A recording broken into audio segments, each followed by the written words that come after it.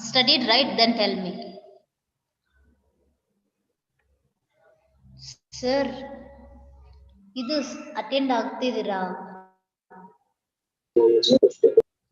Forward ಮಾಡಿದ್ರಲ್ಲ ನನಗೆ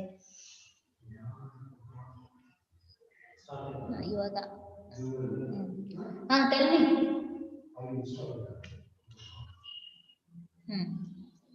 Yes, good, good. Very, very nicely people are studying from the day one started. Good. But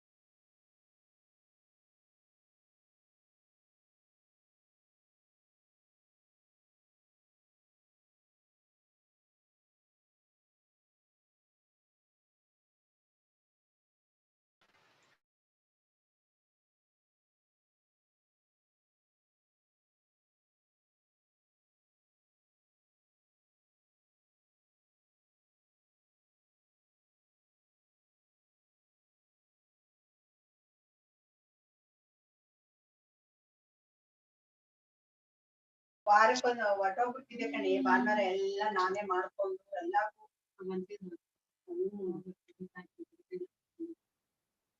ಒಂದಿನನೇ ಇಲ್ಲ ಈಗಲೂ ಆಸೆ ನನಗೆ ಒಗೇನಕಲ್ ಕಾಲೇಜ್ ಕರ್ಕೊಂಡು ಹೋಗ್ಬೇಕು ನಾನು ನೀರಲ್ಲೆಲ್ಲ ಆಟ ಆಡಕ್ಕೆಲ್ಲ ಇದು ಚೆನ್ನಾಗಿ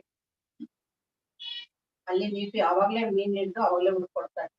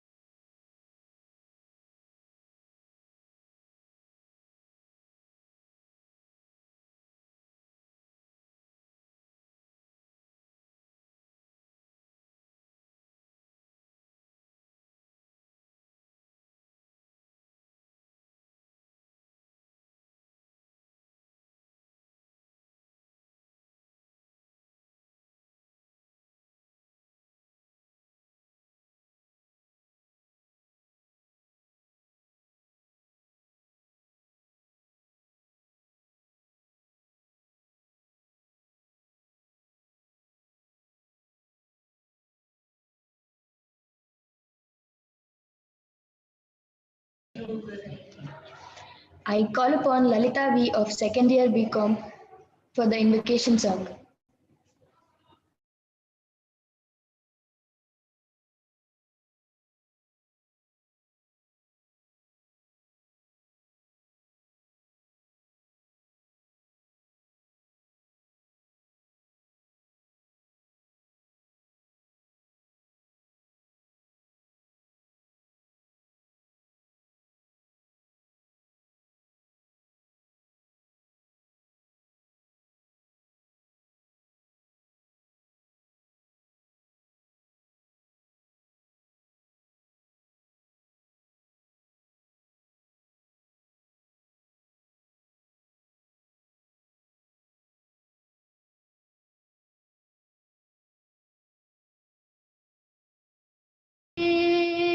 There shall be showers of blessings. Send them upon us, O Lord.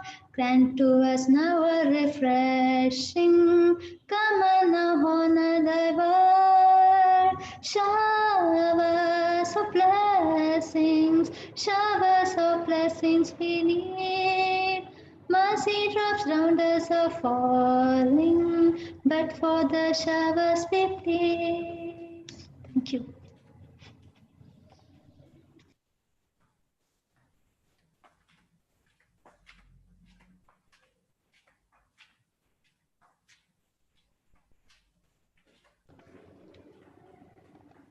Thank you, Lalita. I now call upon Ms. Divyashri Ma'am, Faculty of BCA Department, to deliver the welcome speech.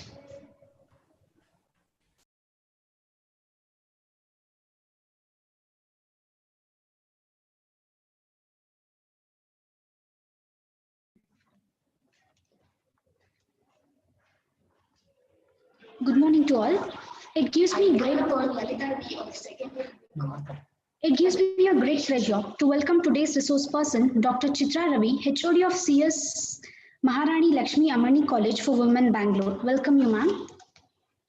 I feel honored to welcome Reverend Father Roshan Rosario, Director of St. Anthony's Institution, Reverend Father Joy Wilson D'Souza, Principal of Darshan College, Reverend Father Royston D'Souza, Administrator, Darshan College. Welcome you, fathers.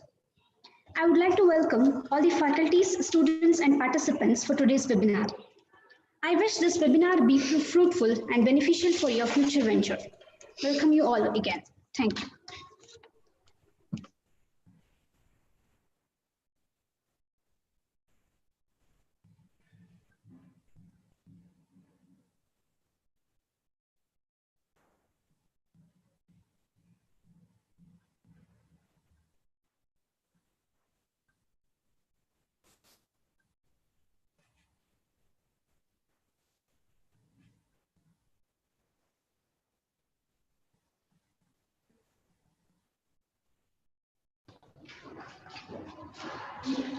Thank you, Ma'am.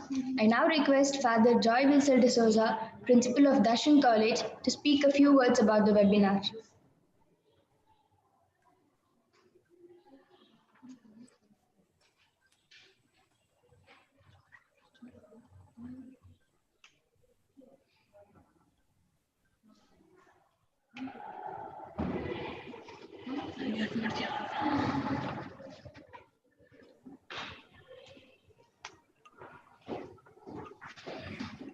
Respected resource person of the day, Dr. Chitra Ravi, Reverend Father Roshan Rosario, Director of St. Anthony's Institutions, Reverend Father Royston Ranville D'Souza, the Administrator of St. Anthony's Institutions, Professor Balkis, HOD of the Department of BCA, teaching community from various esteemed institutions, and my dear students.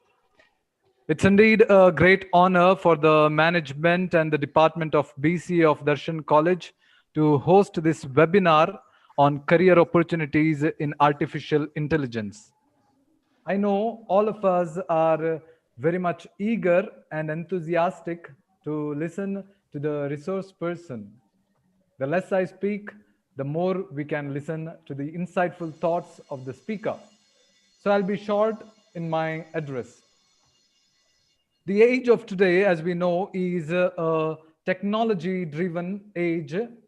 wherein the tasks are made easy to perform, efforts have become minimum, and the results are astounding and great.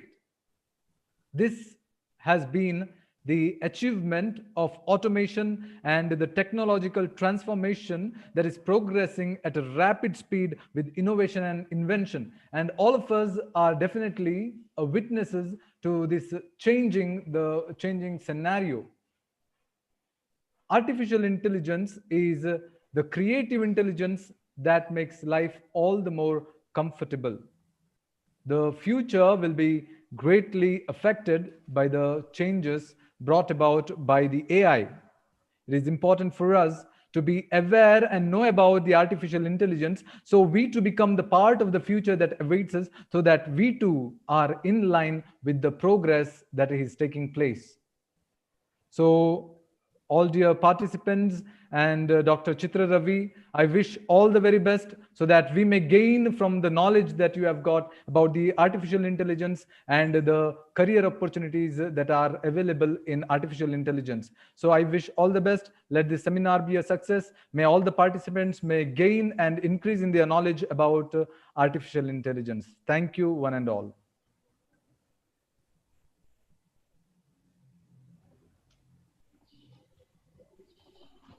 Thank you, Father. I now request Mrs. Balkis Ma'am, HOD of BCA Department, to give an introduction about the resource person of today's webinar.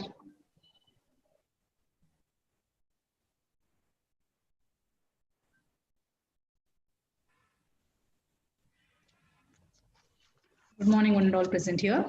So Dr. Chitra Ravi, she is our resource person. She is HOD of Computer Science Department from Maharani Lakshmi Ammani College, Malleshwaram, Bangalore.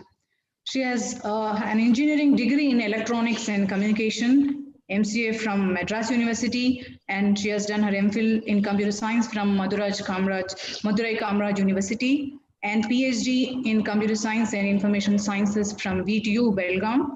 She has total teaching experience of 30 years in engineering as well as degree colleges. Her research interests are in the areas of high performance computing, computer networks, and data analytics. She has published about 13 research papers in national, international conferences and Scopus indexed international journals. She is a member of editorial board of IAEME International Journal of Computer Engineering and Technology and JCET Journal of Computer Engineering and Technology. She is member of reviewer board of IEEE Transactions on Cloud Computing Journal.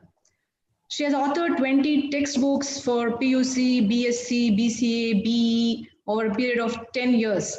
She has been member board of studies at MCC, CMR IMS, and currently CMR University.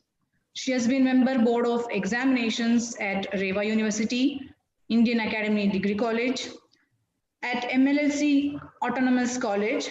So her other responsibilities are like chairperson, board of studies, chairperson, board of examiners, IQAC member, IT coordinator, so all these, etc. So many. She has also been judging paper presentations at intercollegiate fests and conferences.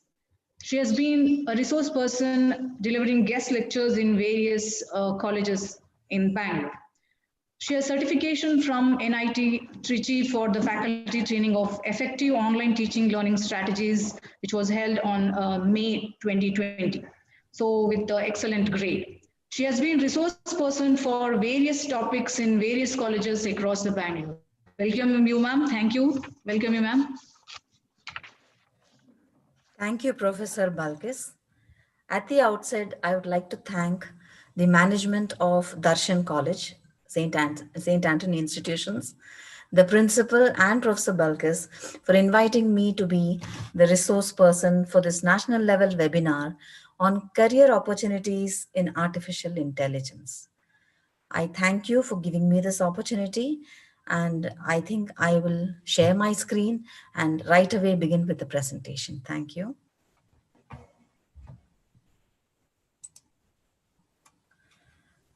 The host has disabled participant screen sharing. Can you please make me the co-host so that I could share?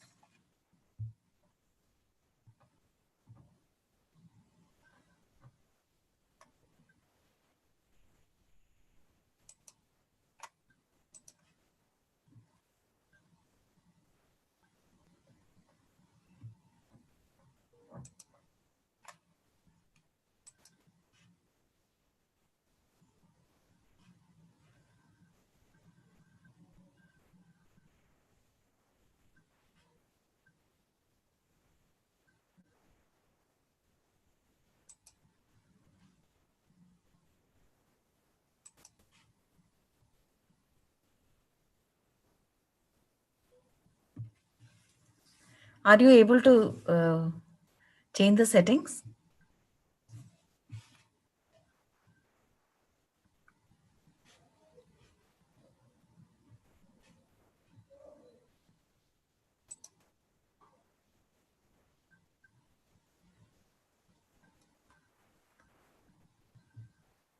I think you can allow participant screen sharing.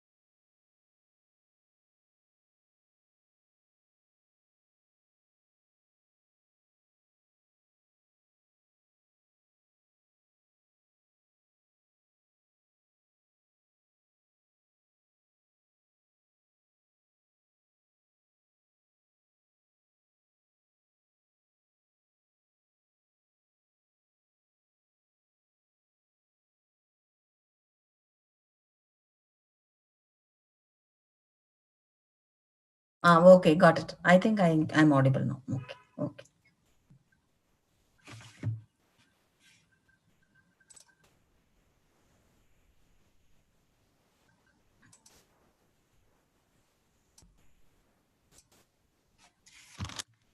Yeah, sorry for these technical problems. Are you all able to see the screen and listen?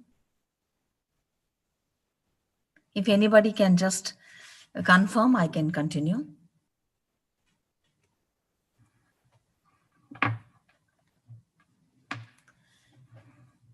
Can anyone please confirm if you're able to hear me and see the screen?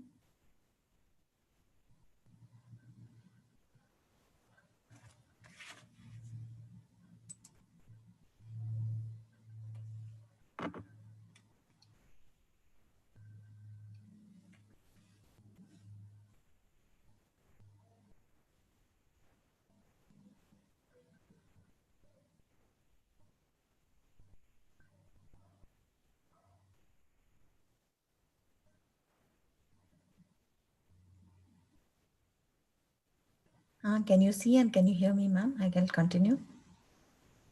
Hello? Yeah? Okay, fine. I'll start. Okay. Yes, so I would first like to begin with two slides which are very important for every student since so many students are connected here. I would like to start with this quotation, which is very interesting. The capacity to learn is a gift. The ability to learn is a skill, and willingness to learn is a choice. So we actually need to make a choice to learn. And we all know that knowledge is power. And Albert Einstein says intellectual growth should commence at birth and cease only at death. So we have to be ever learning students throughout our life. Now, whenever we want to achieve success, maybe in our life, in our career, whatever it could be, certain key points we need to observe and we need to follow is we have to have passion, patience, motivation, self confidence, communication skills, enthusiasm, self discipline, commitment, and perseverance. And we should always attempt to focus on our goals and not obstacles, because most often we people try to concentrate on the obstacles and are drained out with our energies. So if we could focus on our goals, we will be more successful.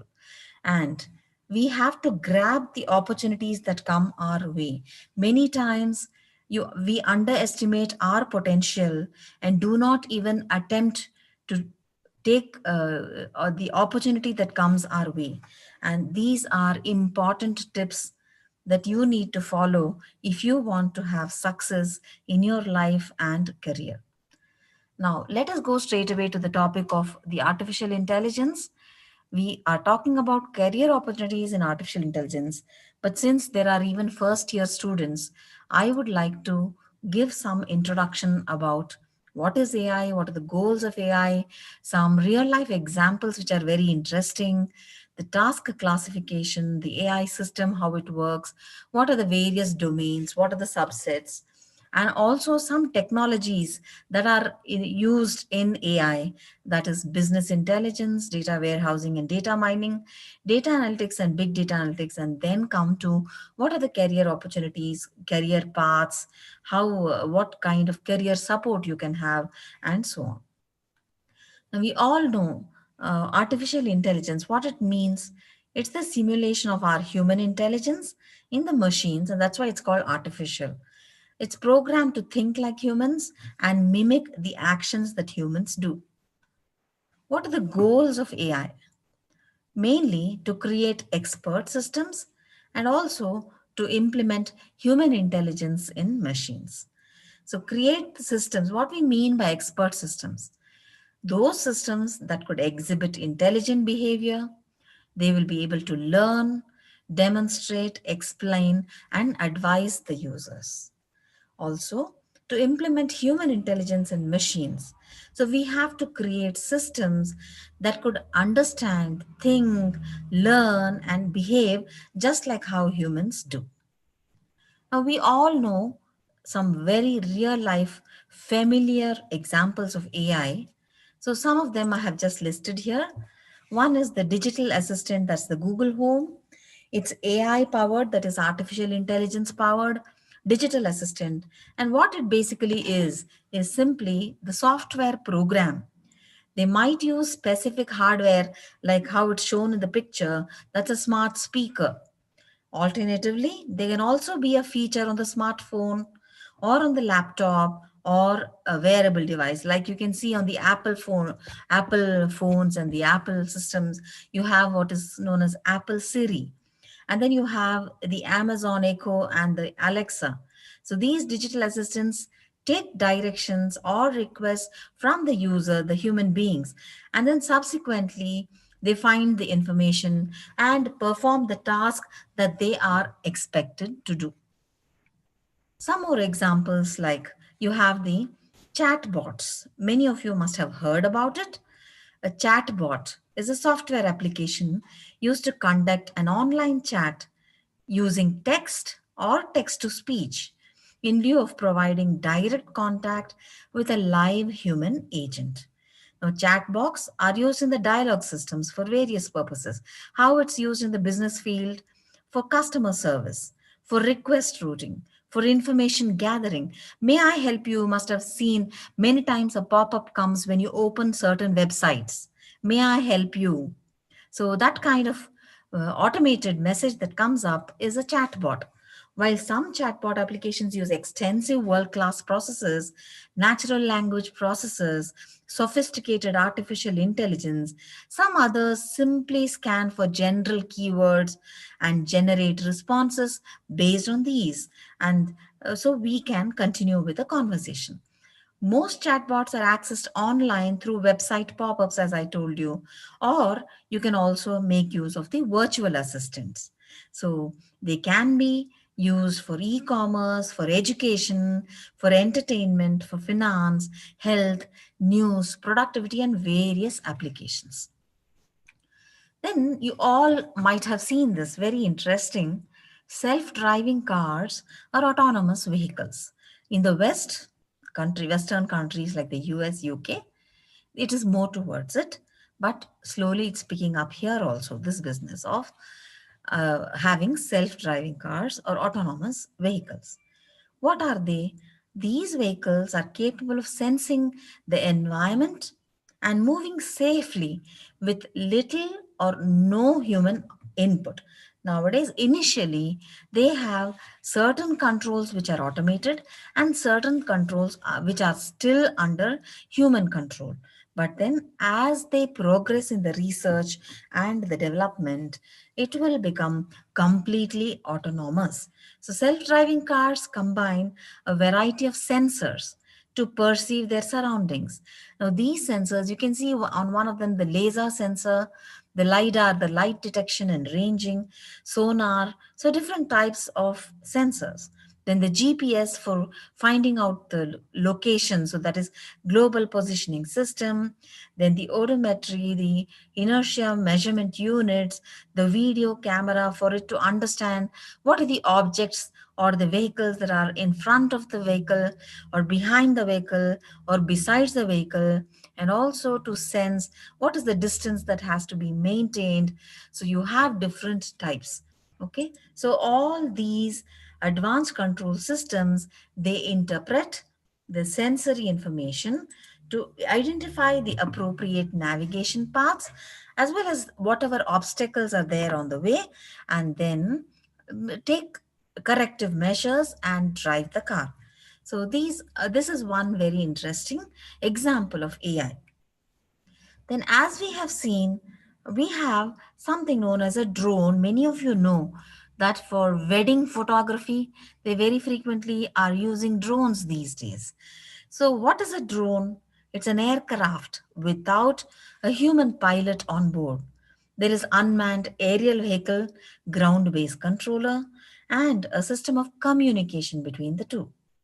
Where all it could be used in aerial photography that we have seen even in India, shipping and delivery, in geographic mapping, disaster management. You know, when there are places where it's heavily snowing or very high terrain, where you can't use a road or people cannot reach there to save somebody, then in that case, drones can be sent with relief aids. And then precision agriculture, search and rescue. If people have gone into wild forests and then they're lost, then in such places they can be sent for search and rescue. Then weather forecasting, wildlife monitoring, and so on. So it means that the drones can be used and they all make use of artificial intelligence. Then we can also see that you have what is known as robotics or robots. Now, robots can be hardware robots or they can also be software robots. So, hardware robots are mechanical devices which use a lot of sensors, electrical wiring, and so on. And actually, they have the robotic arm, the legs, and so on. So, they move around. They can be used in the retail industry. And we all know in 2017 or 18, it was used in hotel in Indranagar High Street, 100 Feet Road. Robos were serving. They still might be serving. Then in industries and even in a school, that is the Indus International School, Bangalore, in September 2019, a humanoid robo Eagle 2.0 was used to conduct a class. So these are hardware robots. And you have software robots. The software robots are also known as bots or chat bots, as I told you. Bots do the manual process automation. You know, in many of the offices, they have a lot of procedures, they have a lot of operations. Now, the workflow of what work has to be done after what, the tasks, how they have to be prioritized, all these can be automated. How to automate? Design a workflow, get a software bot or the software robo to ensure that it does all these jobs in the sequence. So we have what is known as robotic process automation. So what do we mean by robotic process automation? It's a form of business process automation technology. So here software robots are used, or you can also call artificial intelligent digital workers are used. So what happens here? You'll have a list of actions to automate the task. So here the robots will do that. They will perform the list of operations which are automated. And then those which are repetitive tasks, the human beings can avoid doing it and it can be given. I can give you one simple example. Suppose after the seminar, we have the feedback form filled up and then all of you are getting e-certificates. Basically, we are using an application which does that automatically because you have filled in your name, your college, or whatever it is. It just takes those fields and then it generates bulk those certificates and then it sends it across to your email ID also. It captures your email ID in the registration form or the feedback form and then sends it. That is basically your artificial intelligence only. It's a robotic process automation that has happened. What you're going to get your certificates at the end of this webinar. Now, let us see here that we have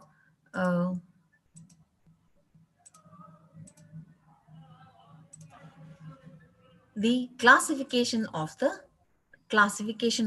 tasks that are used in artificial intelligence. I want you to have a look at this tree here. So here the artificial intelligence tasks are divided into three major types. One is formal tasks, the second one is mundane tasks, and the third one is expert tasks. When we say formal tasks, which are normally done, and that is like mathematical, and then the gaming, and so on. So you know many of the gaming, like tic-tac-toe or the the checkers program, all these are automated. So you can play with the system itself. You can do gaming on the system. That means one end you will be playing, but the other end is the artificial intelligence that is playing. That is your software that is playing. So that is formal tasks. Then mundane tasks means those tasks that we always have to keep on doing. Like, for example, try to understand what is around our environment, perception.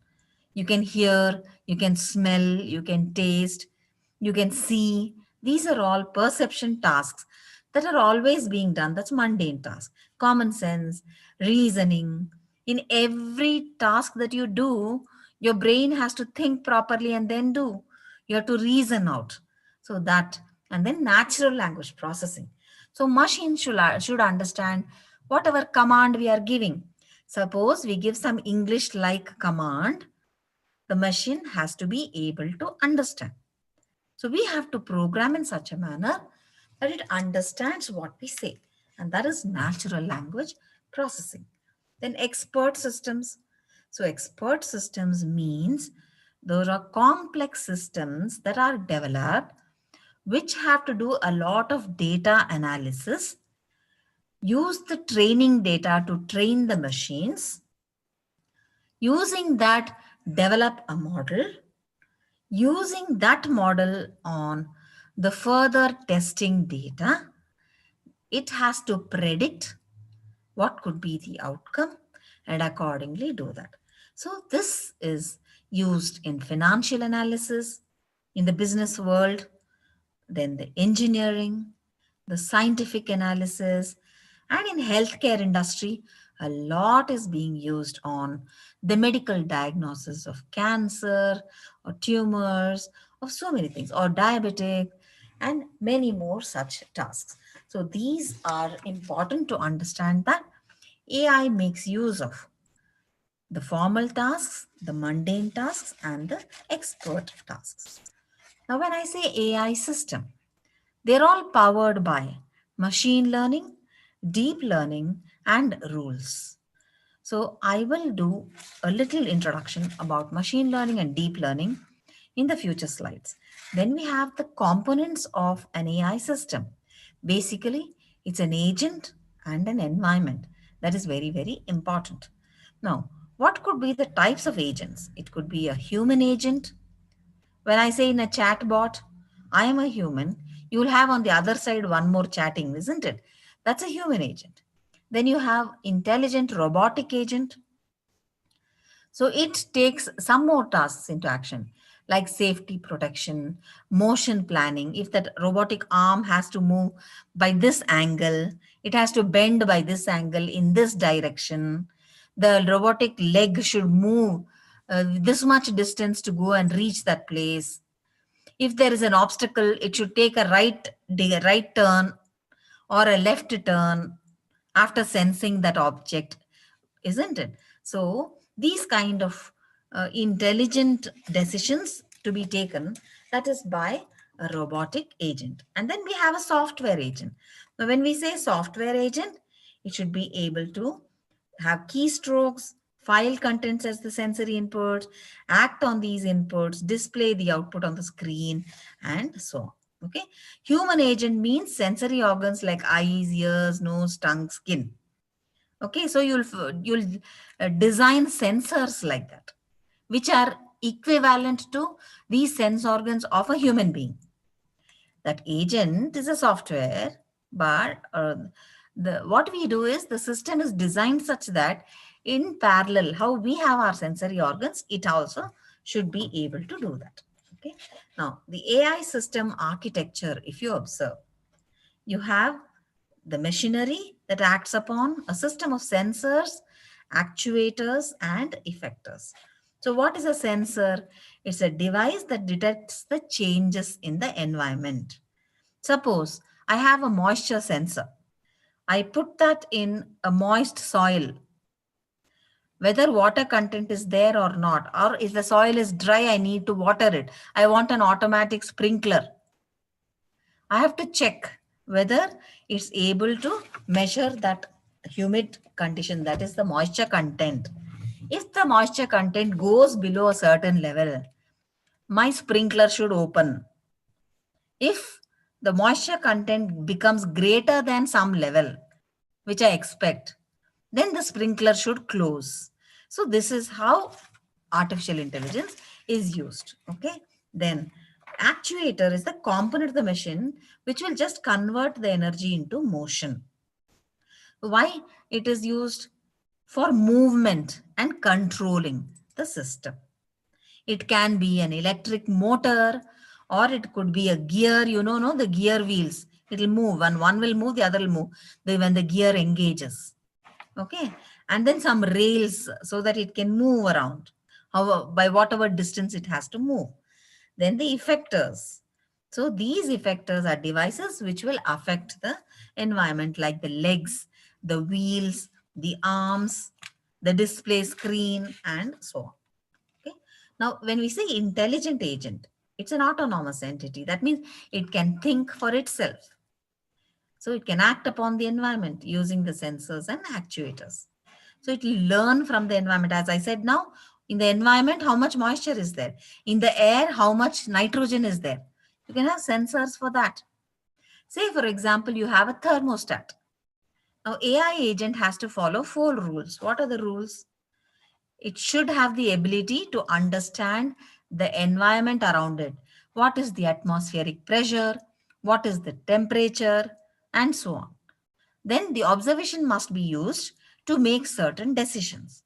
Then the decision should result in an action. The action must be a proper rational action, not irrational.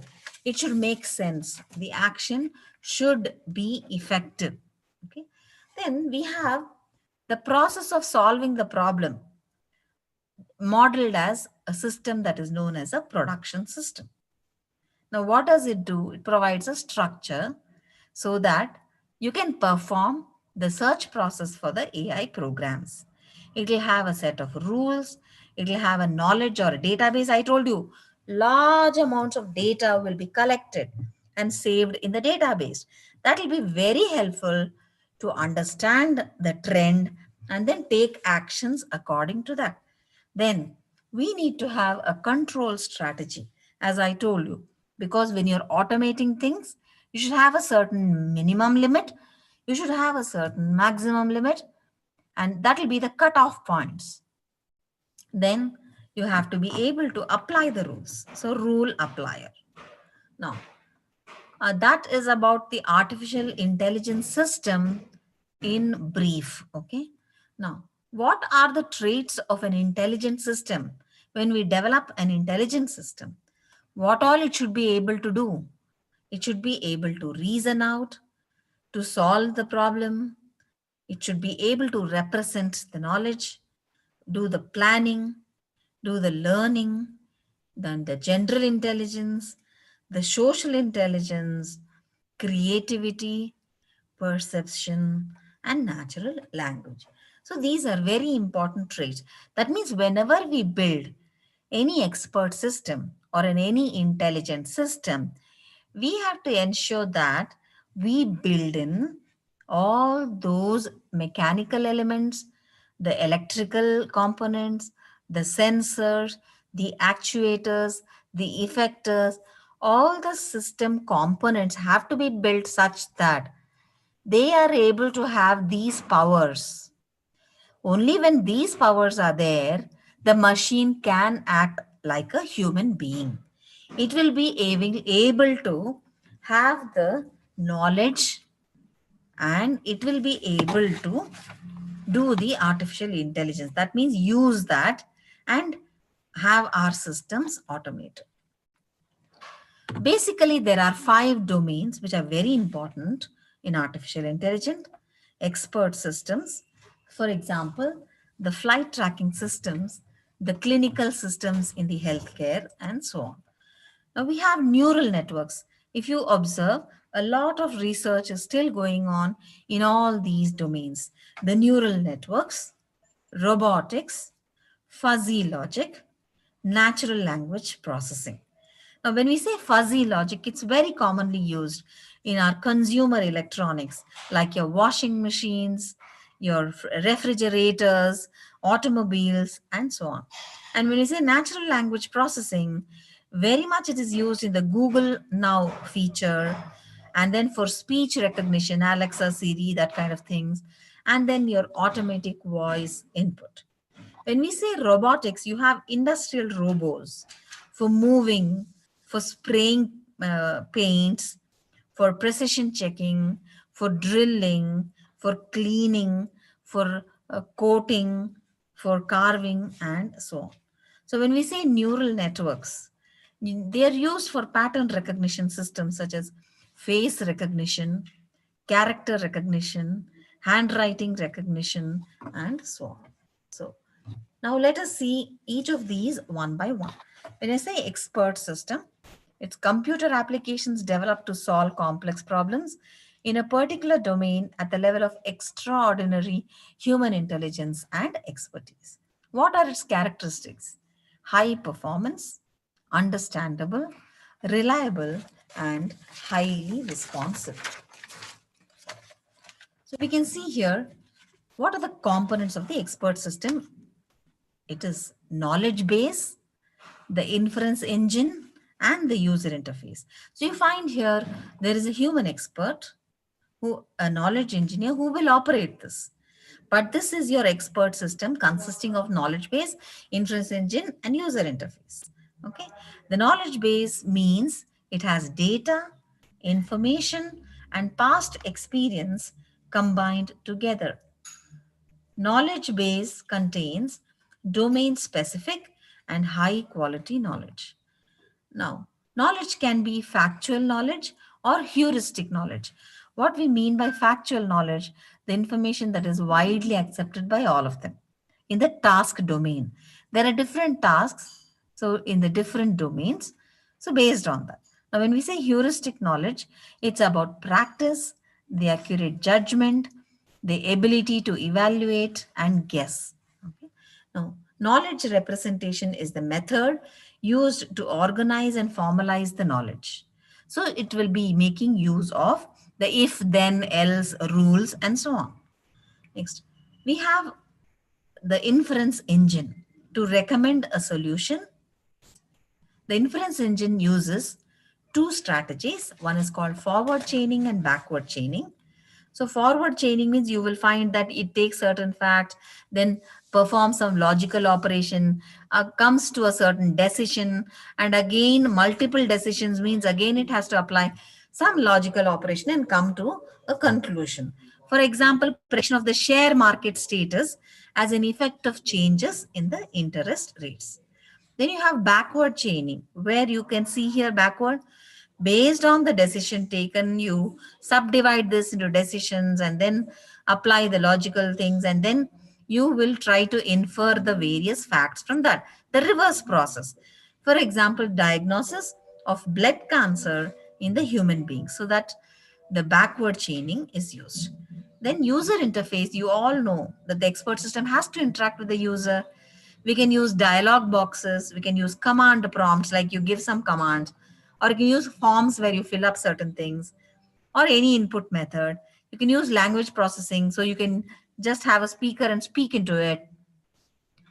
Based on what are our human inputs, the expert system will come up with a particular solution. So examples are the flight radar 24, PXDS. These are some of the important examples of expert system. Flight radar is a flight tracker that shows live air traffic from around the world. It combines data from several data sources and it gives you a unique flight tracking experience. You can actually track the flights. Then you have PXDS, the system that could easily determine the lung cancer in patients. Then CADET, this is a clinical support system that can identify cancer in the early stages. Then D-Explain is a clinical support system which can suggest a variety of diseases based on the findings of the doctor. Then we have Dendral. It's used for chemical analysis so that the molecular structure can be predicted. And Mycin, this can be used to identify various bacteria that can cause acute infections, based on which the drugs can be recommended. So automatically you have a system which could recommend a drug based on what infection it is and what is the bacteria that has caused it. Then we have a number of domains. So of the domains here, we have seen here one of them, expert system. The other is neural networks. So in the neural networks, a computing system, it's made up of a number of simple, highly interconnected processing elements, which process information by their dynamic state response to external inputs. So why we call it artificial neural networks? You know that the human brain has this neurons and so on, isn't it? Human brain has 86 billion nerve cells called neurons. They are connected to other 1,000 cells by axons. You can see this diagram here, how they are connected. Stimuli from the external environment or input from the sensory organs, as I told you earlier, eyes, ear, nose, throat, all that, are accepted by the dendrites. These will create electric impulses that will travel through the neural network. So now we have the machine, that is the artificial intelligence. So we have to simulate this kind of working using a machine. So that's called the artificial neural network. It's composed of multiple nodes that will imitate these neurons of the human brain. Neurons are connected by links. They interact with each other. Now input, hidden, and output, what you can see, the structure of the artificial neural network. You have what is known as nodes and you have what is known as the links. Link will have a certain associated weight. Okay. So these operate just like how our brain neurons operate. The ANN types are feed forward ANN, feed back ANN. So you can see the arrows going from input direction to the output direction for the feed forward. And for the feedback, you can see some of the arrows are coming back. So there is a feedback loop. Okay. I won't go very much into the details of this. So the picture itself shows you this. Now, where are artificial neural networks applied? They are applied in the fields of speech recognition, character recognition, face recognition. So, you know, in the cyber security and all, they need to find out whether it is somebody's voice only or it is a fake one. So then they need to know, they have to understand about the speech.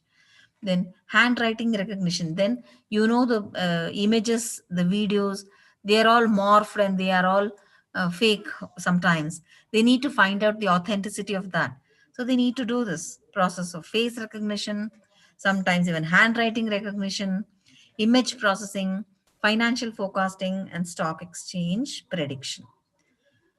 Now, another field is robotics, as I told you. They are artificial agents acting in the real world environment. What all actions the robots can perform: perceiving, picking, moving, modifying, destroying, everything they can do. They do the repetitive functions without getting bored, distracted, or exhausted.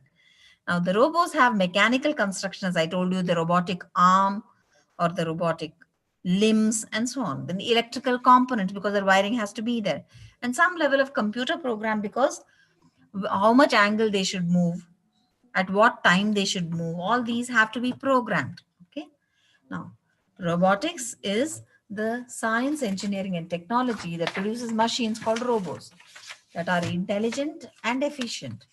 They involve design, construction, operation, and use of robots. What is the goal? To design intelligent machines. So, we have robotic process automation that I told you. In the business process automation, software robots or digital workers are used. User interface captures the data and manipulates the applications. It can interpret, trigger responses, and communicate with other systems so that it's able to perform efficiently the monotonous tasks that a human being will make errors. What are the applications of robotics? In industries, you can see they can assemble the cars. In military, okay, where they can go to places which are very inaccessible, hazardous zones during war. One of the robo picture that is shown here is that of Daksh, which is developed by DRDO, the Defense Research and Development Organization, and it is used to destroy life-threatening objects safely. So it's used in military. It could be used in medicine. You can see here, the robot carries out a number of clinical tests. It can even perform surgery like the brain tumor and so on. Then in planetary exploration, can you see robots on the planet? They can find out if there is any existence of water, or the robo rock climbers can be used for space exploration, underwater drones, ocean exploration, and so on. And then you can also use robo for entertainment. As you can see here, the Disney's engineers have created hundreds of robots for movie making, here for entertainment, and so on. So these are all the applications of robotics. Then comparison between AI program and a robo is AI program will operate on computer simulated world, whereas the robots operate in the real world.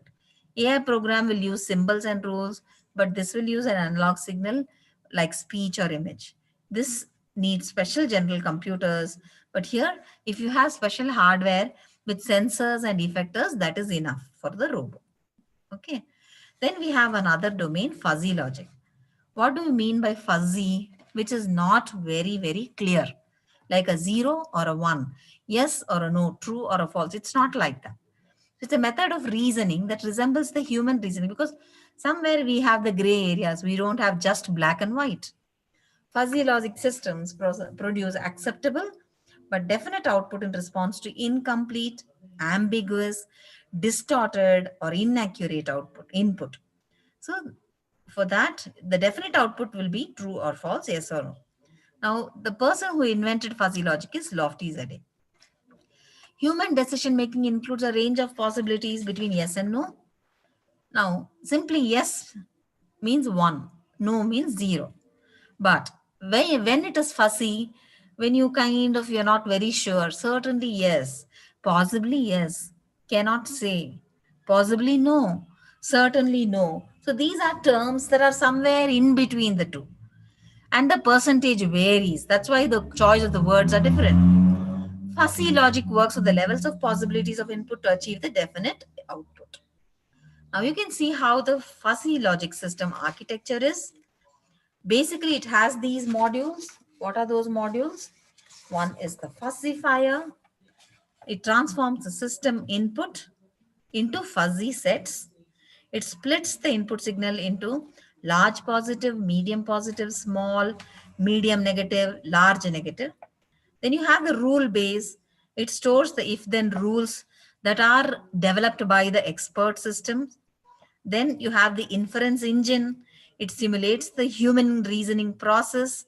And then you have the defuzzifier that transforms this fuzzy set into the output that is expected of the user.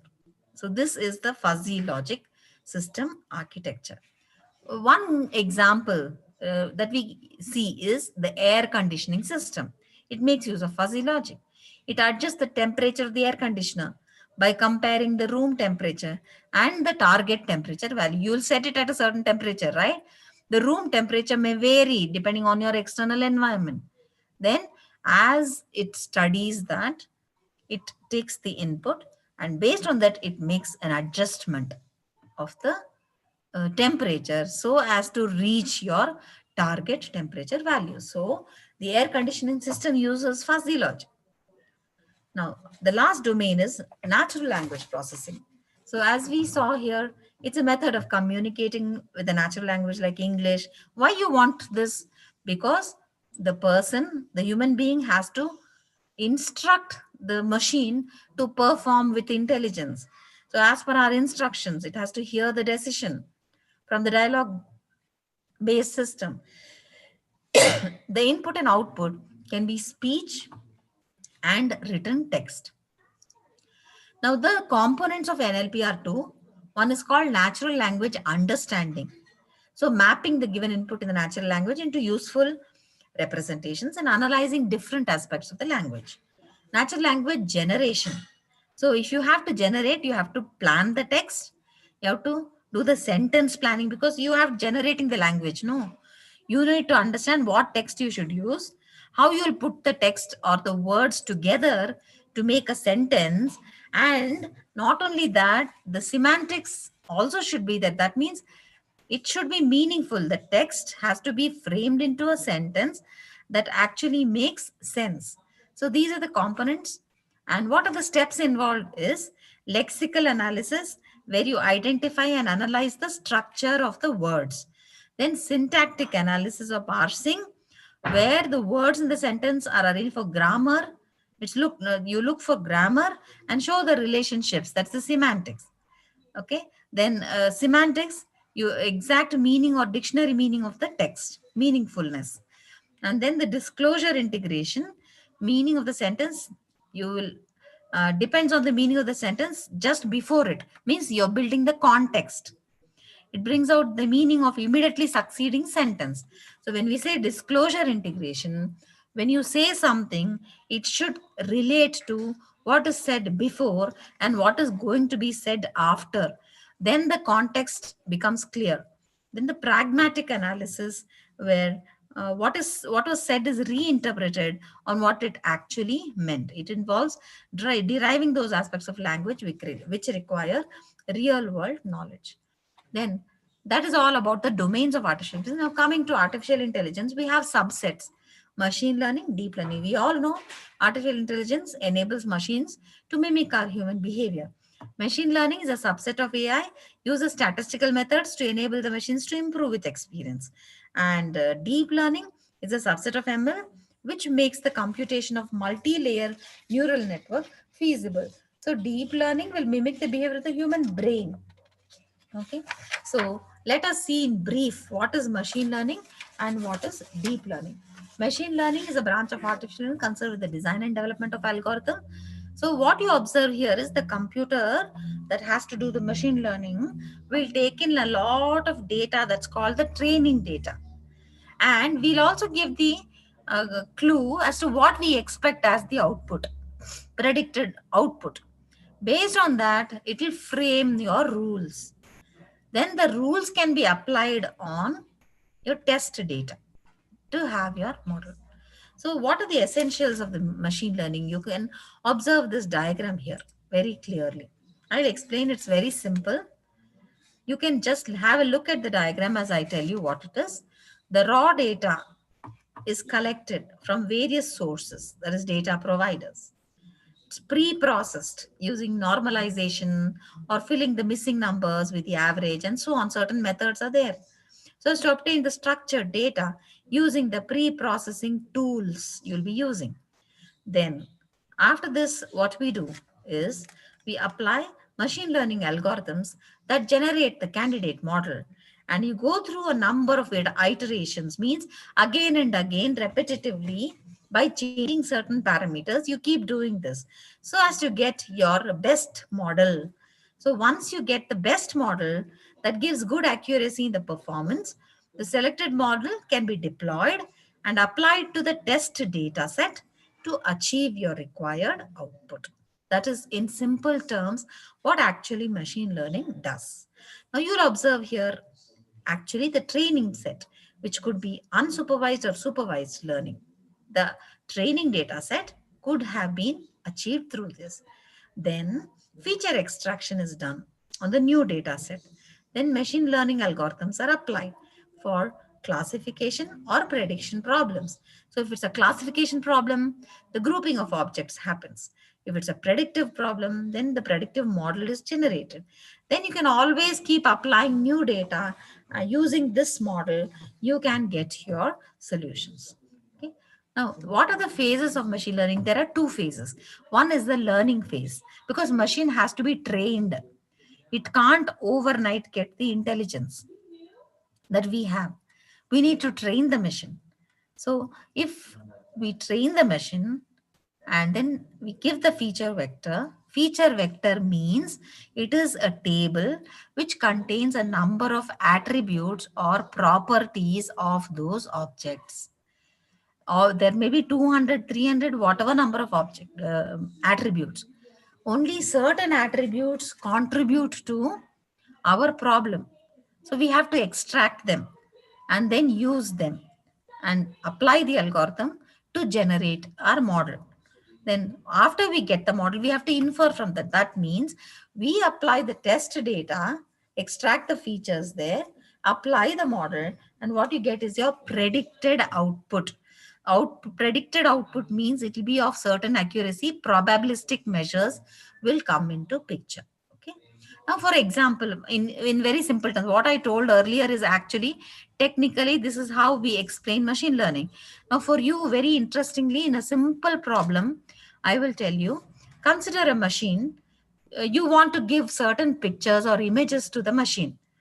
That is a number of images of cat and a number of images of dog.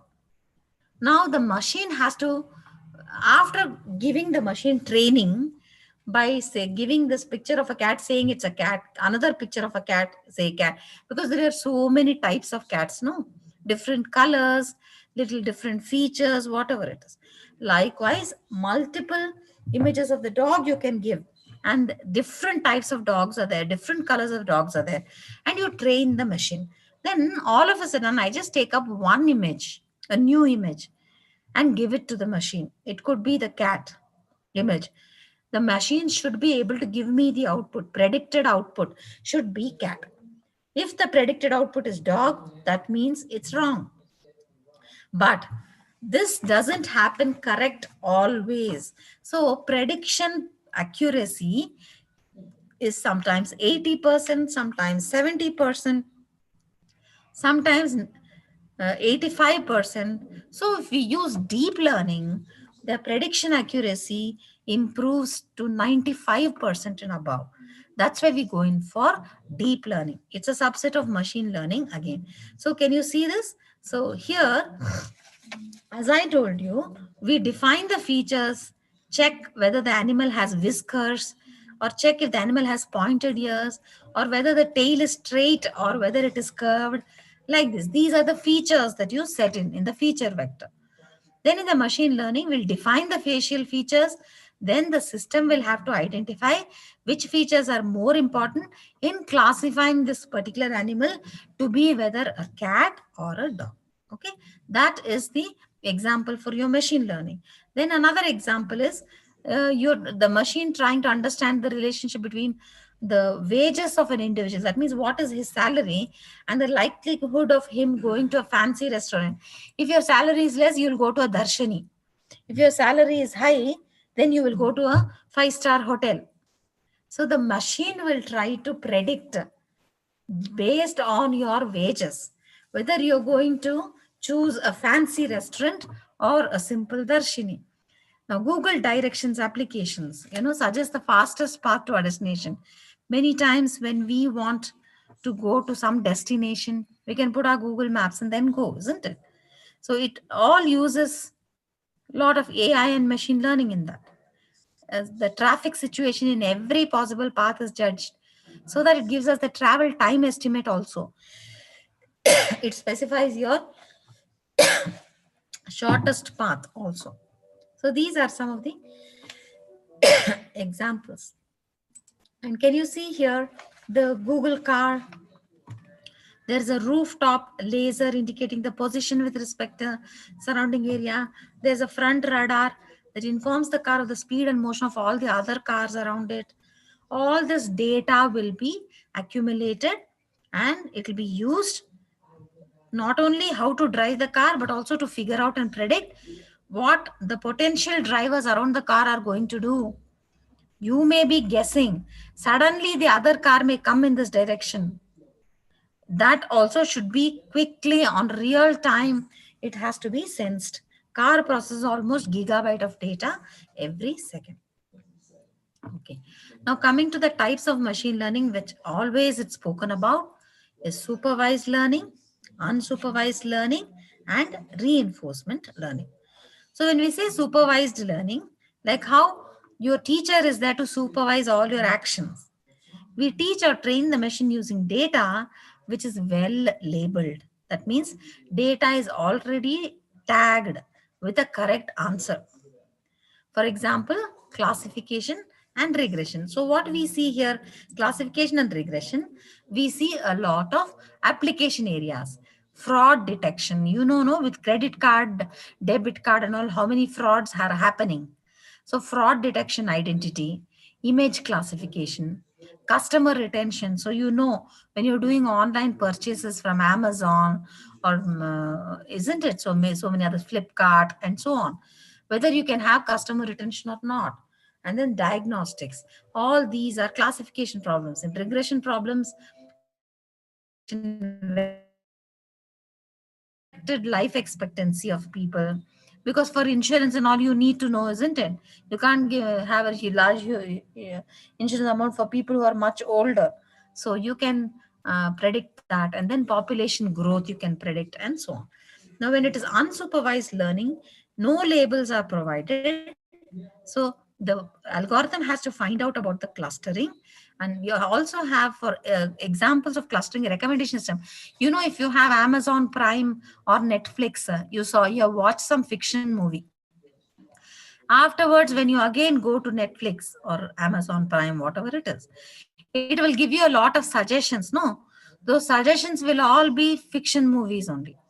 If you have seen some other movie, then that type. So this is called a recommender system.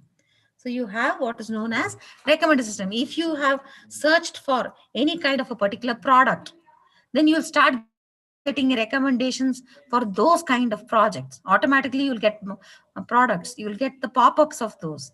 So that is recommender system. And then you have customer segmentation. Whether the customer is in this bracket, he will go in for these kind of products. The budget, depending on the budget. So these kind of problems fall under unsupervised learning. When we say reinforcement learning, a computer program dynamically interacts with the environment If the program receives positive and or negative feedback to improve the performance. For example, real-time decisions, game AI, then robo navigation, skill acquisition, all these fall under supervised this one. Now you can see one example here. Just input raw data is the various tomato pictures. Okay, that is given to the algorithm. This is your training data, Then some processing happens, the model is trained. Then you're giving new data here, input. And this is able to say or predict that, oh, this is a tomato. This is model training process. This is called inference process. As I told, there are two stages in machine learning. One is training, the other is inference. Then you can see here object recognition, how it is done. For training, the basket full fruits are there, no? Like apple is red, okay. Then the grapes is purple, banana is long, and things like this. You'll have to give all the training. Then when you give the new test data, the machine will classify it as banana. If you didn't give the shape and simply gave only color, this machine can tell whether it is a mango or a banana. Correct, no? But then, since you also give the shape, so the more number of attributes that you place in your feature vector, the classification becomes better. If you use less number of features, the classification will not be much accurate. Then unsupervised learning. You have these kind of dots with various colors. Okay, they are not labeled here as tomato. When you're training the machine in supervised learning, this is tomato, this is apple, this is banana, this is mango, we tell the label. But here, none of these are labeled as a square or a rectangle or a triangle. We have not labeled them, unlabeled. But then the machine learns and then classifies them here into these different colored ones plus shape also. Not only color, you can see shapes also are different. The first one is triangle, second one is circle, the third one is a square. So this is unlabeled because at the input we are not giving any labels. Unsupervised learning. Then as I told you, reinforcement learning, we have the input, an initial state from which the model will start, the output, variety of solution to the problem, and the training. Now you have the agent, which is a robo.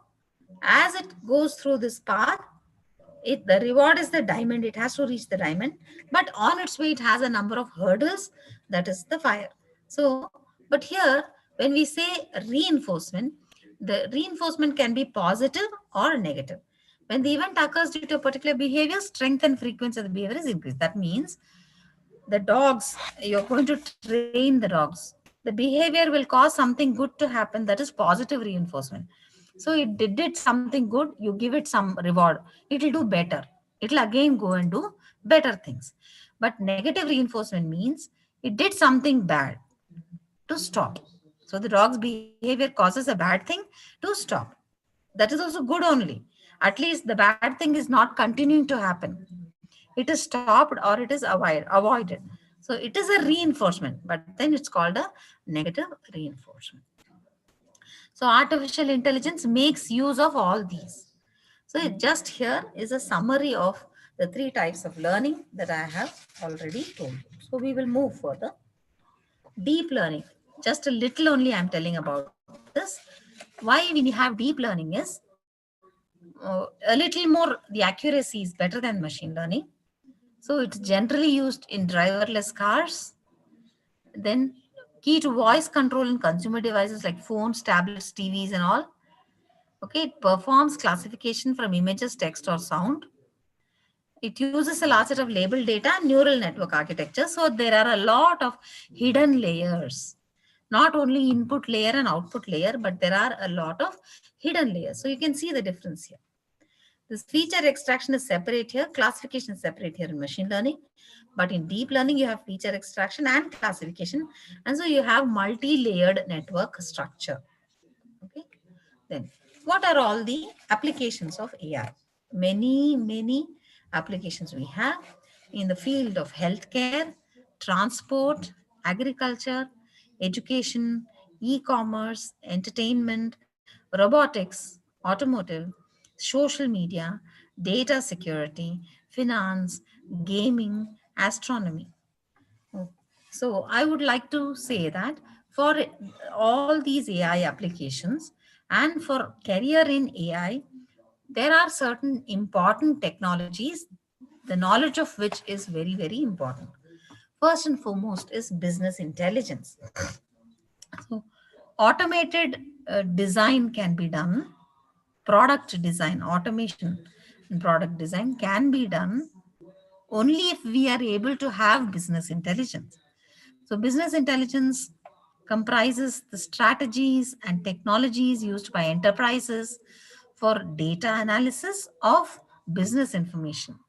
It provides historical, current, and the predictive views of the business operations. Now, what are all the business operations? Collect data from various business data sources, convert to meaningful information, and present them appropriately. Also, perform queries and then analyze the data. And not only performing queries and then analyzing the data, but also suitably act upon that data. So you can see that why you have to do all this so as to achieve the business goals like increasing the profit or reducing the cost or bring in stability in the business. So in simple terms, we can say that business intelligence is an important aspect. Now here, what are all the business intelligence technologies that could be used? Data warehousing. What is data warehousing? It's a process for collecting and managing data from varied sources. You know that we get our information and data from various different types of sources. They all have to be put together.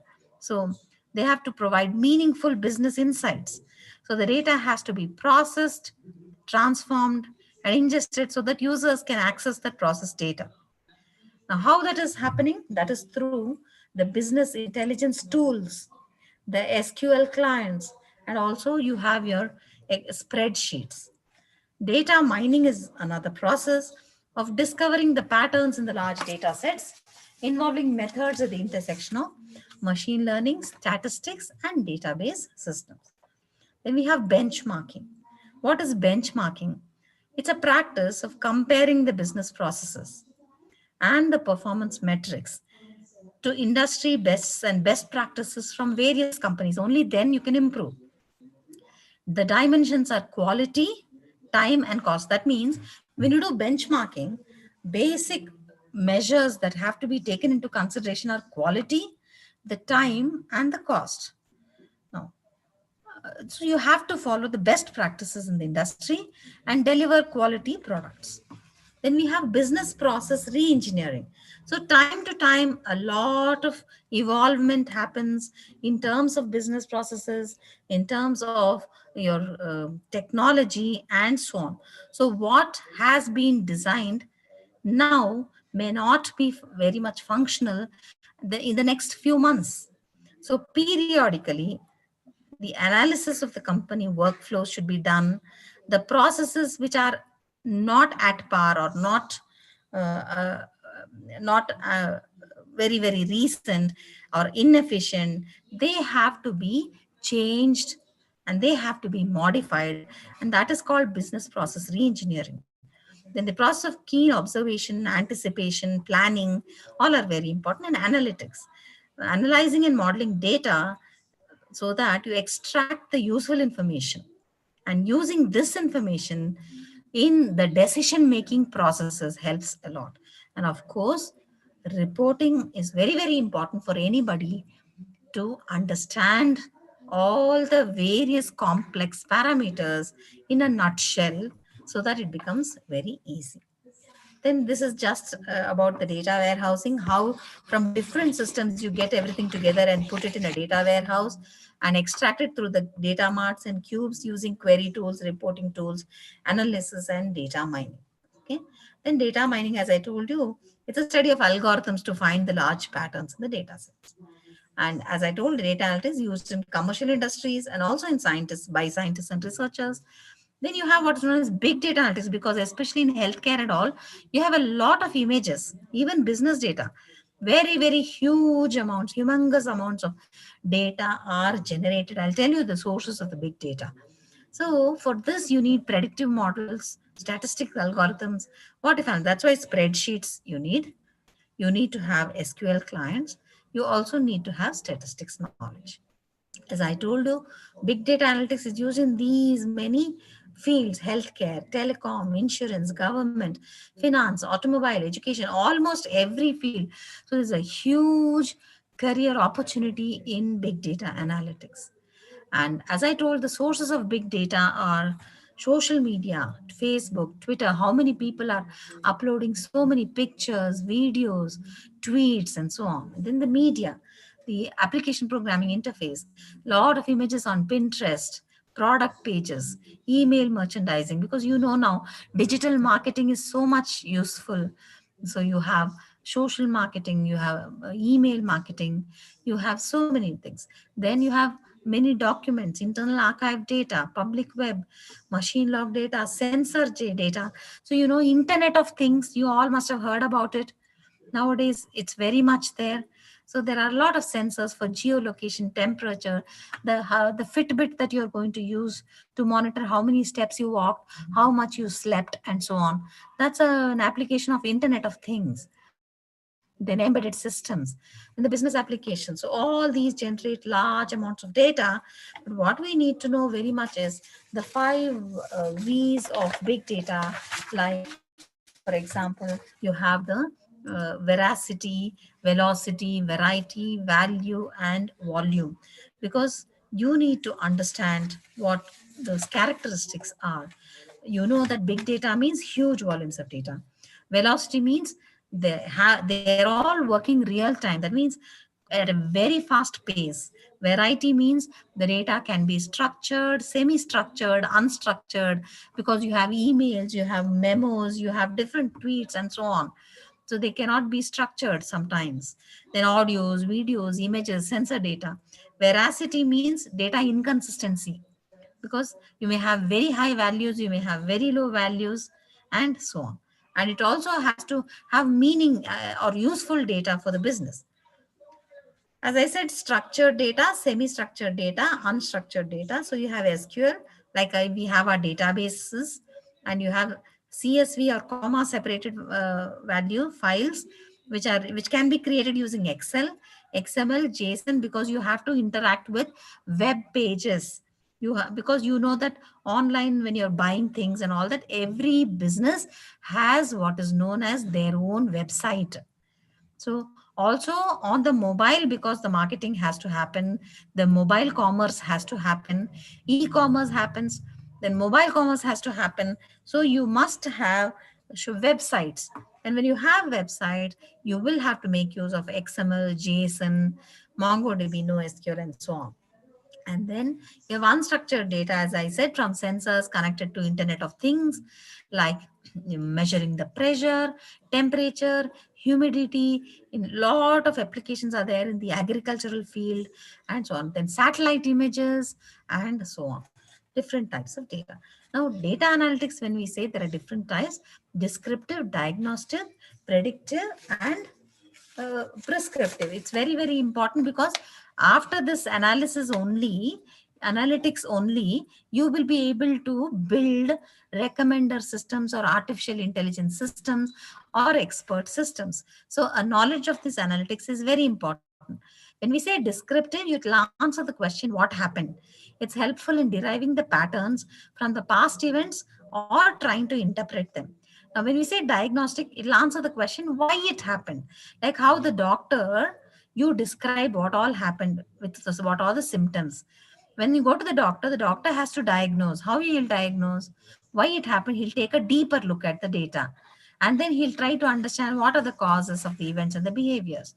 And then you have predictive analytics, where it answers the question, what is likely to happen in future? It utilizes the previous data and makes the predictions of the future outcome. Then finally, prescriptive analytics, the doctor gives you prescription, what is to be done.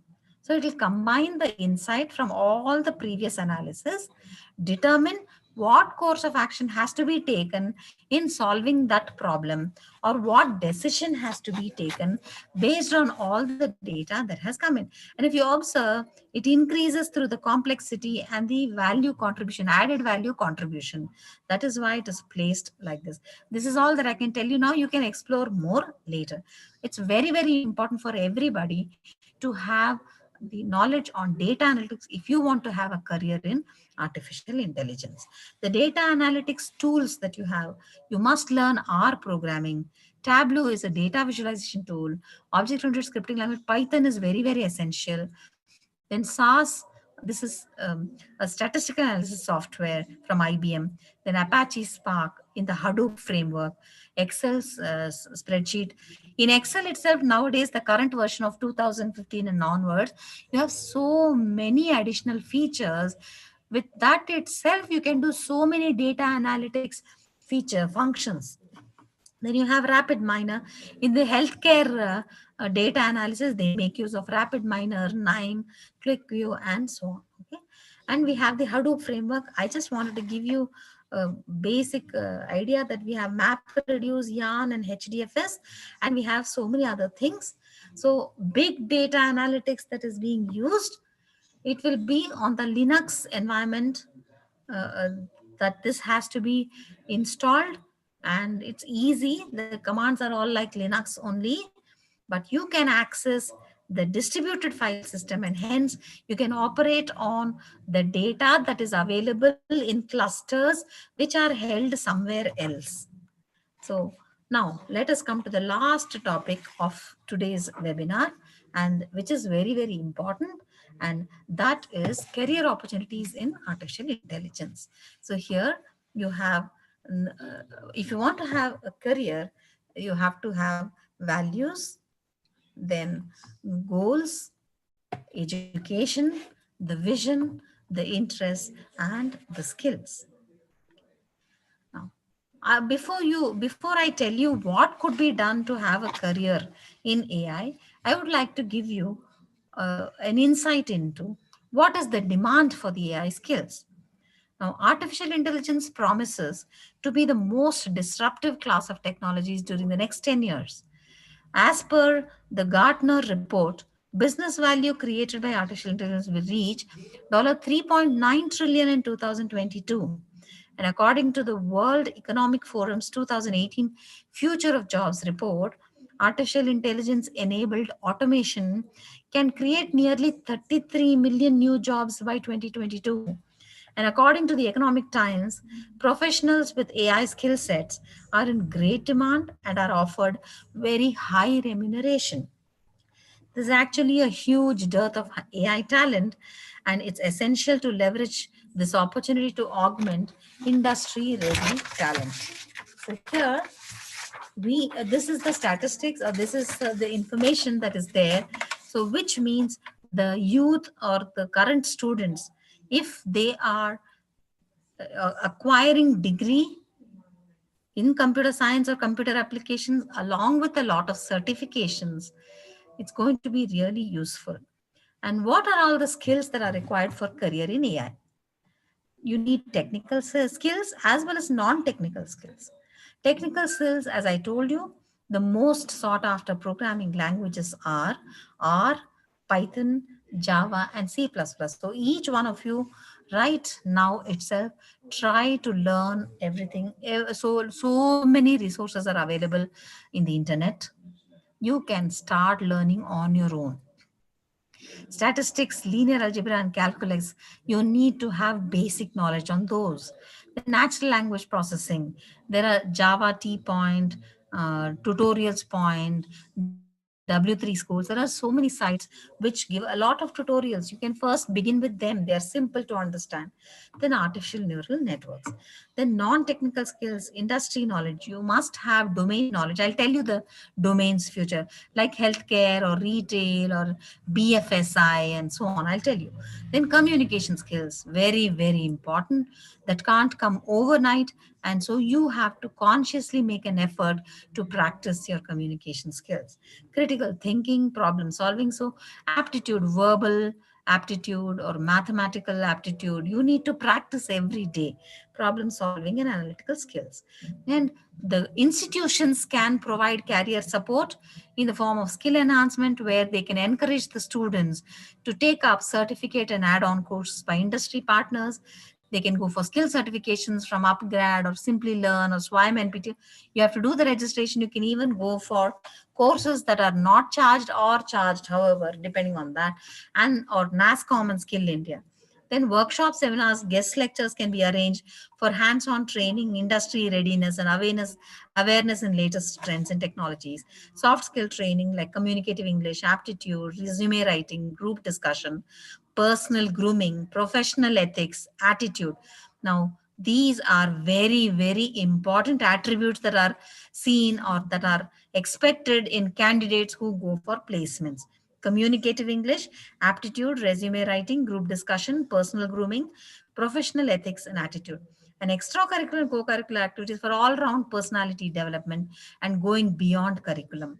Then reputed industry visits or industry visit for exposure and motivation, and paper presentations to enhance the presentation skills and research culture, contributing to creativity and innovation, to solve numerous problems in society, and also pre-placement training in terms of aptitude, resume writing, group discussion, technical quiz, etc. Now, the placement opportunities can be in the IT or IT-enabled services companies, in public sector undertakings, government organizations. Even you can become instructors in schools or colleges or universities, because we need to impart a lot of education in this current trends and technologies.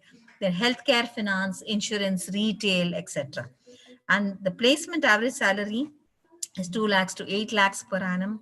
And we have job profiles for career in IT. This, I'm just adding this, though not only in artificial intelligence, all science students can have an opportunity as a software developer. You should be having good sound knowledge in C, C++, Java, Python, ASP.NET, C Sharp, R. And as a system administrator, server management, networking, you can have additional courses from different institutes, Linux administration, AWS cloud, because nowadays all applications are on the cloud. Platform as a service, software as a service, infrastructure as a service. So cloud solutions only are prevalent. So you can do a certification on AWS cloud or Microsoft Azure. Technical analysis, software tester, um, graphic designer, web developer, HTML, CSS, JavaScript, PHP, WordPress, system engineer, or software engineering. In addition to that, now career paths of AI especially, you can be a robotic scientist. You can do a RPA developer certification from these three important companies. They are doing a lot of publicity. You can look for in their websites: UiPath, Automation Anywhere, and Blue Prism. These are top three companies that are specializing on RPA developer training. So you can take up those. Then they're very, very interesting. I have attended course, 5-day course, big data engineer, business intelligence developer, data scientist, machine learning engineer, product manager, artificial intelligence research scientist. So you can have all these positions. And as I told you, there are so many companies who are all employing artificial intelligence, machine learning, deep learning concepts. So many companies, even Uber, because the statistics that they maintain, all that, isn't it? So Google, Uber, Microsoft, IBM, Amazon. So students, if you really have the knowledge and skill, not only knowledge, you must have skill. That means you have to undergo training. You should be able to solve problems. So if you have both knowledge and skill, you can definitely have a chance to work in any of these companies. And you also have, as I told you, these are some of the companies who are employing AI in the retail companies like Future Group, Landmark, Aditya Birla, Tata, Tesco, Enterprise Reliance. In healthcare, Fortis, Columbia Asia, Sakara, Manipal, banking, financial services, and insurance called BFSI, Goldman Sachs, Fidelity, because all the BComs, commerce students also are getting placed in these companies, Fidelity, Basket Options, Northern Trust Bank, software companies like Sasken, Honeywell, Accenture, Symphony, Artificial Intelligence, Symphony AI. So these are all the companies that can provide you a opportunity to have a career in artificial intelligence, but you need to have knowledge as well as skills. So thank you very much. I think now we can open question and answer session.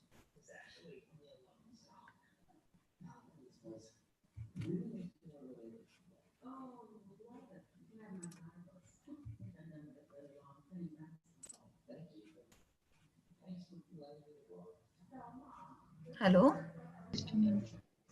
Hello. Yeah, can I stop sharing the screen, madam? Yeah, ma'am. So, dear participants, if you have any queries, you can put in the chat box. So, we'll just check it out if any queries are there.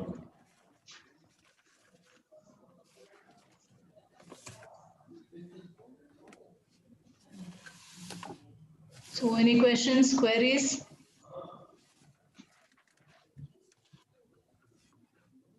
Participants? So, you can put in the chat box.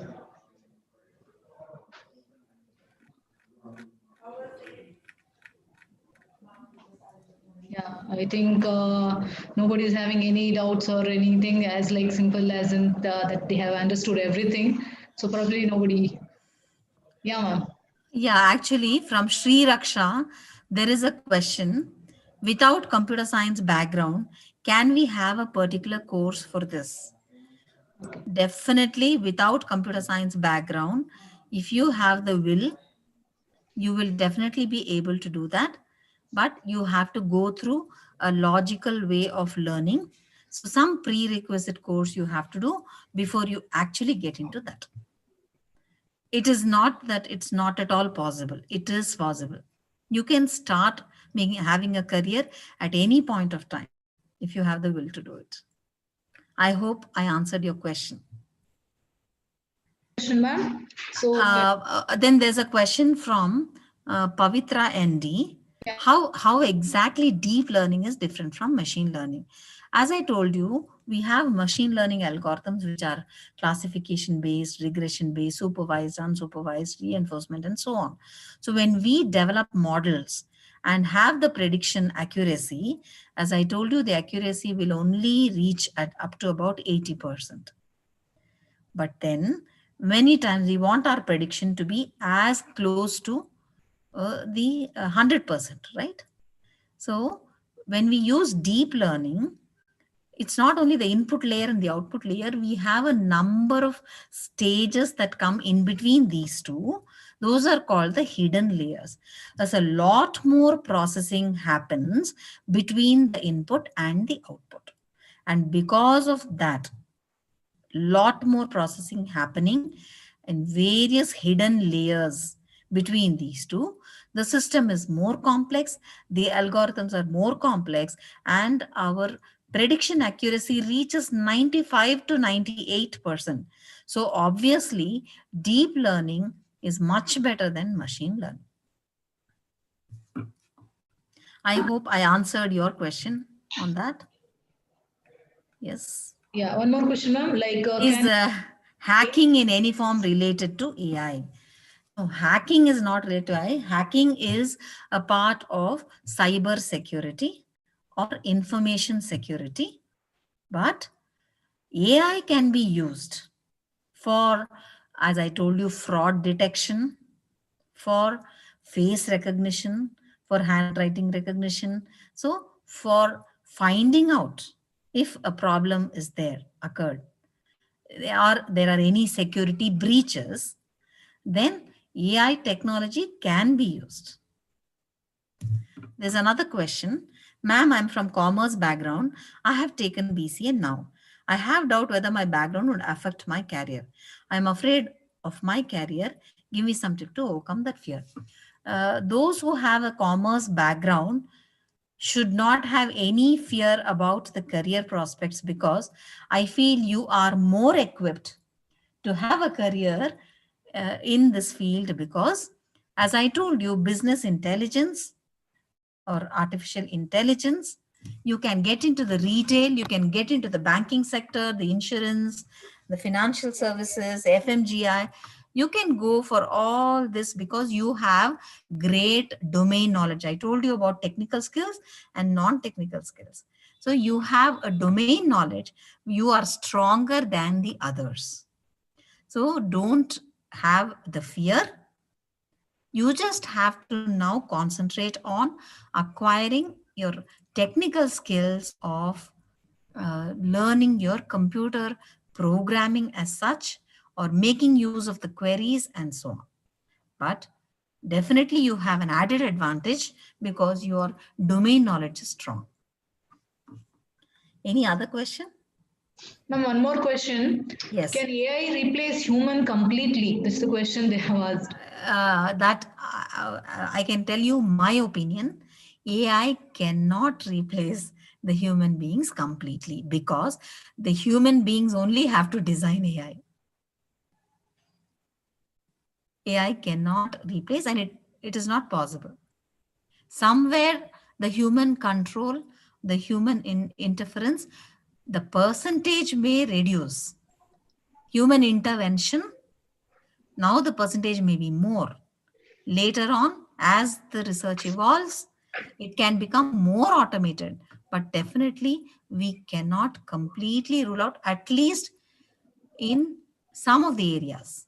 Maybe in some of the areas, it can be totally replaced with automation, but not all areas. This is my opinion. Yes, ma'am, well said.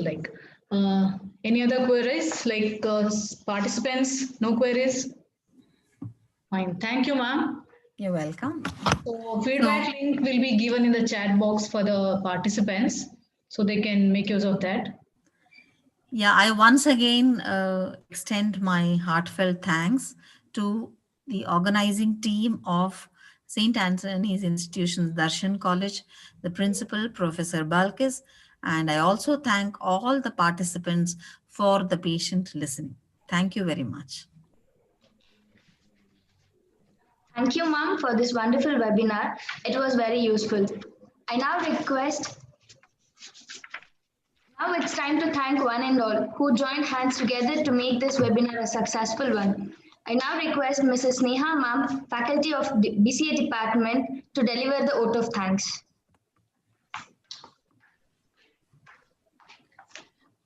Good afternoon, all. Power comes not from knowledge kept, but from knowledge shared. On behalf of Pioneer Institute, I take this opportunity to propose vote of thanks to those who have directly and indirectly considered to this national level webinar on career opportunity in artificial intelligence. At the outset, I thank our chief guest, resource person, Dr. Chitra Ravi, head of the Department Computer Science, Maharani Lakshmi Ammani College. Madam covered topics like goals of artificial intelligence. She also quoted many real-time examples of artificial intelligence. She caught a glimpse on machine learning and deep learning, a brief explanation on domains of artificial intelligence, big data analytics, and many more. We are really enlightened with your knowledge and presence. Thank you so much, ma'am. We are thankful to our Honorable Director, Father Roshan Rosario, for his constant support. I would like to thank our Principal, Father Joy Wilson D'Souza, for his motivation, and extend my thanks to Administrator Dr. Royston D'Souza. A special thanks to all the participants, faculty fraternity, and students for active participation and coordination. With these warm words, we would move to the end of this webinar. Thank you, one and all. Thank you very much.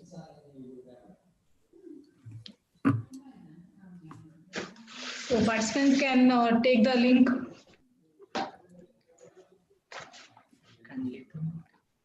Can leave the meeting. Participants can leave the meeting. Thank you.